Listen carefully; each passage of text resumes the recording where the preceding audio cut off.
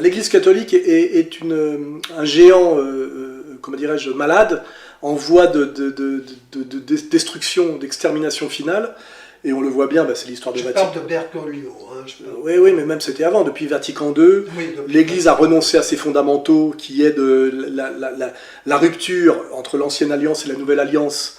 Et elle a admis la consubstantialité des deux, c'est-à-dire la prééminence de l'Ancienne Alliance. Cette Église donne d'une main, par soumission, culpabilité, je sais pas, trahison, il y a tout ça, et de l'autre se fait châtier, c'est ça qui est incroyable, hein. C'est-à-dire que plus elle va vers l'universel des droits de l'homme, et plus elle va vers le judaïsme, parce qu'on voit bien qu'elle va vers ces deux voies-là, hein. L'universel des droits de l'homme et le retour à l'Ancien Testament. C'est les deux mamelles de l'Église contemporaine qui sont contraires à ce pourquoi le Christ est venu, à son message, aux évangiles, et en remerciement de ça, c'est les gens qui ont le pouvoir, et notamment le pouvoir de dire le commentaire officiel, les médias et l'idéologie qu'il y a derrière, hein, c'est-à-dire la puissance judéo-maçonnique qui a le pouvoir économique et idéologique sur les médias dominants, et en échange de ça, c'est réduire l'Église catholique à la pédophilie.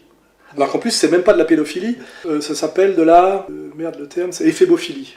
C'est-à-dire que c'est ce qu'ils appellent la pédophilie, c'est des adultes qui ont des aventures érotico-amoureuses avec des adolescents, donc ils sont déjà post-pubères. C'est pas ça la pédophilie.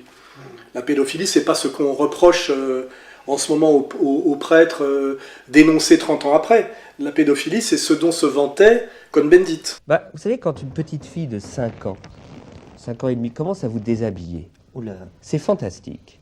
Apostrophe, hein, c'est prépubère.